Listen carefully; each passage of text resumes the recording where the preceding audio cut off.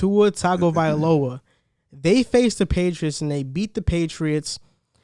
And look, before we get into this segment, I know that a lot of Dolphins fans that have watched these videos and they see me, they automatically click dislike because they think I'm a Tua hater.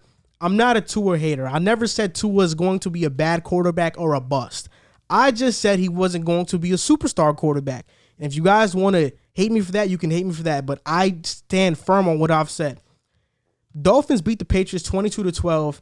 And this video is about me giving Tua credit. Because, I mean, I think he played really well. 77% completion rate, 20 for 26, 145 yards. He had that one interception early. The thing that, and he had 2 rushing touchdowns. What impressed me most about Tua this game is that after you make that first mistake, what do you do after that? Do you make more mistakes? Do you allow yourself to be fooled by Bill Belichick's defense? And he didn't. I mean, I think Tua was just straight up cerebral and surgical in that game in terms of finding the holes in the zone, exploiting that defense, and just moving the chains. I think what Tua has done great so far into his rookie campaign is that he just moves the chains. Does he give you those big explosive plays? He doesn't, but he just moves the chains. He could have had one last week to Grant, and he dropped it.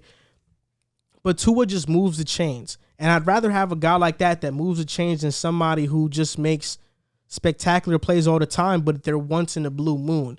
I think Tua played really well against the Patriots, and I think he's one of the only or few quarterbacks as a rookie to beat a Bill Belichick defense, even though, let's be fair, that running game did lead them to that win. Yeah. Let's be fair. Ahmed was amazing. Matt Breida chipped in. I mean, they had 200 yards rushing, and I actually did some research on that. Teams that have rushed for 200 yards have a 88% win percentage, and that was an article written in 2009. So it's probably higher now or just about the same, but basically you are guaranteed to win if you rush for 200 yards. Yeah, I'll start by giving him credit for, like you said, beating a Bill Belichick defense, because that's never easy to do, and I think that's been proven this year. Even though the Patriots, I would say, are not a good team this season, they're an average team. They've been in more games than they probably should have been, because that defense is always going to be solid behind Bill Belichick. So for him to come out, I mentioned before when we were talking about Justin Herbert, you watch the tape, Justin Herbert is that guy making the eye-popping throws. You really see that arm talent and the potential to be great. The thing for Tua, he might not be making those arm-popping throws or those eye-popping throws. He hasn't had that spectacular arm to this point in his career yet from what we've seen. But what he's done is, like you mentioned, picked apart defense. He's not trying to do too much. He knows what he has to do, and he does it well. He's not making mistakes. He's not forcing anything he doesn't have to. And he knows he's playing with a great defense, so he doesn't have to do too much. Mm-hmm. And I think that is, it's indicative of the type of player he is. He knows what he has to do to win football games, and he's going to do that. He's a high football IQ guy, and for me, that's been perfect for the Dolphins this season. That defense has been so good that he's done just what they needed him to do. This past week, the running game was working. Hand it off and let the running game work.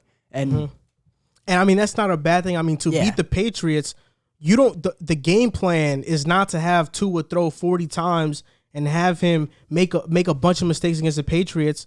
It's to, if this running game is going, let's feed off both. Let's feed off the passing game and the running game. And I mean, there's nothing wrong with being a quarterback that can just move chains. That's what Drew Brees has done his entire career, and he's one of the greatest of all time, and that's Tua's comp. Tua is a very accurate thrower of the football. And another thing I want to give him credit for is that these receivers he was throwing to aren't notable. Yeah. I mean, you have Lynn Bowden Jr., who was cut by the Raiders or traded, one of those two. He was a high draft pick, a third-round draft pick, and the Raiders said we didn't want him. Mac Hollins, who was on the Eagles last year, this guy named Smythe and Isaiah Ford. Mike Gesicki and Devontae Parker, Preston Williams, and Grant didn't even play. Yeah. Just imagine what Tua can do if you have Devontae Parker, Preston Williams, Grant, Mike Gesicki. They can be a really dangerous offense. And then you see in this upcoming draft, if they draft a receiver, they have a top pick from the Texans. You can draft one of the Heisman runner-ups, Devontae Smith from Alabama, or Jalen Waddle. Jamar Chase. Yeah, and now you get a really great wide receiver room to surround with Tua. So I think Tua's in a really great position to succeed. And like I said, do I see him do I see a season where he puts up top 5 quarterback numbers? If the Dolphins build around him like this, I totally see it. But do I think he's going to be better than guys like Mahomes or Watson or Lamar? That's a whole different conversation. That's a different conversation, but I think that Tua is definitely their quarterback. But I just don't think that he'll be better than Herbert. That's all I've said, and Dolphins fans get mad at it, but that's all I've said. I just don't think he'll be better than Herbert. I do think you've been a little bit unfair to Tua early on, and I think the most integral part of his career moving forward is that he's going to be part of this Dolphins organization that seem like they actually have it figured out. They have a really nice front office who did a great job this offseason. They brought in Brian Flores, who's got to be a Coach of the Year nominee. Him and Kevin Stefanski should win it. Yeah, they have, I believe, the 7th or 8th most money coming into this offseason. Yep. Like you said, they have 2 first-round picks. The one is going to be a top 10 pick. And they have a lot of good young talent already on the team. So this is going to be a team that, while they're having a great season, is going to continue to grow and build around him, and he's going to be able to grow and build with them. So, this is the perfect place for him to have landed. And if he had landed in a spot like the Bengals or, somewhere that doesn't have as stable as a foundation right now, or the Jaguars, I wouldn't feel as confident saying I think he can be a great NFL quarterback. But with the situation he's been put in, he'll be in a great situation. Yeah, I really would feel good saying I think he can be a great NFL quarterback. Before we move on to the next segment, I also want to give a huge shout out to their offensive line. Yeah. This is a team that had one of the worst offensive lines. They go out to get Ted Karras. They also get Eric Flowers. I believe yesterday they had 3 rookies playing. They starting Julian Davenport, Robert Hunt, and Austin Jackson. And these guys pushed around that Patriots defensive line.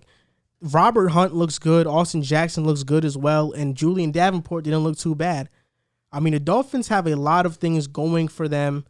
They have an offensive line who's young, who looks like they're going to be really good. A bunch of draft capital, receivers that are hurt right now, a Pro Bowl level tight end in Gesicki, a top defense in the NFL. And with that draft capital and with that cap space, they can look like a really great team moving forward. I think the AFC East is going to be either them or the Bills for the next couple of years. They're going to be fighting for that top spot. And the Patriots also have one of the most cap spaces in the NFL as well. So depending on the moves they make, they'll be in that mix as well. It's going to be a crazy division. There's no doubt about it. And one of the worst divisions probably going to turn into one of the better divisions of football. Yeah, because even, you said it, the Patriots have a lot of cap space. They still have Bill Belichick. He's never going away.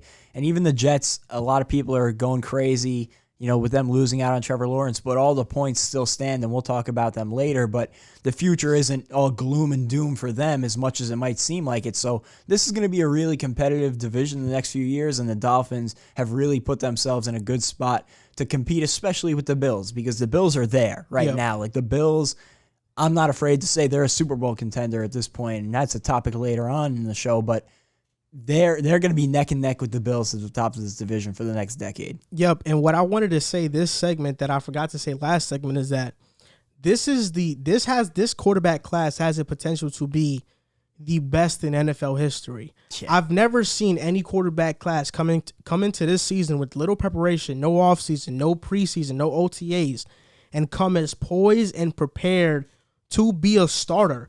You look at Tua, he's basically turnover free. Jalen Hurts has played phenomenal. Joe Burrow, before his injury, was going to break a couple of records. Justin Herbert is on the pace to break multiple records. And just those 4 guys are okay, these are franchise guys. Then you look at Jordan Love in Green Bay, who I think he has the potential to be the best quarterback in the class. He had the best arm talent coming out of school, and Jacob Eason in Indianapolis. Jacob Eason has great arm talent. This quarterback class they deserve a lot of props for what they're doing in the whole rookie class in general, because in this rookie class, we have a quarterback who's going to break records in Herbert. We have a wide receiver who broke records in Justin Jefferson, and we're having a defensive end in Chase Young who's phenomenal. Like, this draft class might go down as one of the best of all time. This draft class is that good, especially at the quarterback position. Yeah, the quarterback, the wide receiver, like their offensive line, all the tackles in a line.